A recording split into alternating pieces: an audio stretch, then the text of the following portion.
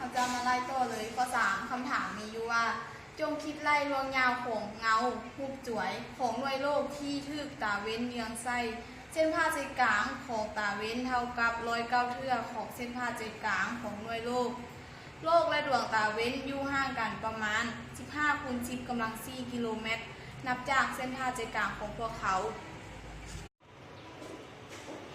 จากบนเลขเราสามารถเต็มรูปได้ดังนี้นี้เป็นดวงตาเว้นและนี้เป็นหน่วยโลกแสงของดวงตาเว้นเยืองไส้หน่วยโลกเว้นให้เกิดเป็นเงารูปจ่วย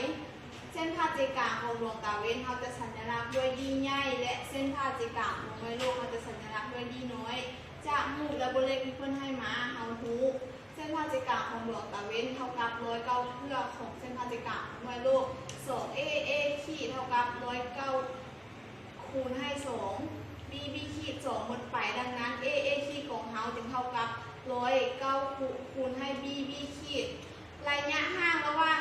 เส้นผ่าใจกลางของดวงตาเว้นหาเส้นผ่าใจกลางของหน่วยโลกเท่ากับ15 คูณ 10 กำลัง 4 กิโลเมตรซองหา BO จะเท่ากับเท่าไหร่ก็คือรวงยาวของเงารูปจ่วยก็คือจากจุดนี้หาจุดนี้จะเท่ากับเท่าใดเรามาสังเกตเบื้องรูปจะมี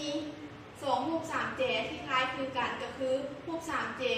A O A ขีดคล้ายคือกับรูป3แจ B O B ขีด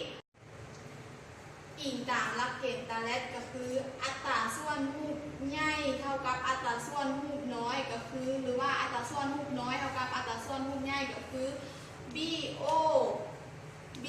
O ส่วนให้ B ขีดเท่ากับ A O ส่วนให้ A ขีด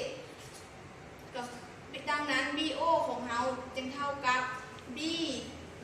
ขีดคูณ AO ส่วนให้ AA ขีดแต่ว่าค่าของ AO ของเรานี้เท่ากับ AB บวก BO ก็คือจากจุดนี้มาหาจุดนี้จะเท่ากับ AB บวกให้ BO เท่ากับ B ขีดคูณให้ AB บวก BO แล้วมาส่วนให้ AA ขีดเราจะแทนค่าเขาเลยเท่ากับB ขีดคูณให้15 คูณ 10 กำลัง 4 บวก BO มาส่วนให้109คูณ B ขีดค่าของ B ขีดจะหมดไปจะเหลือเพียง15 คูณ 10 กำลัง 4 บวกให้ BO ส่วนให้109เท่ากับ109คูณให้ BO เท่ากับ15 คูณ 10 กำลัง 4 บวก BO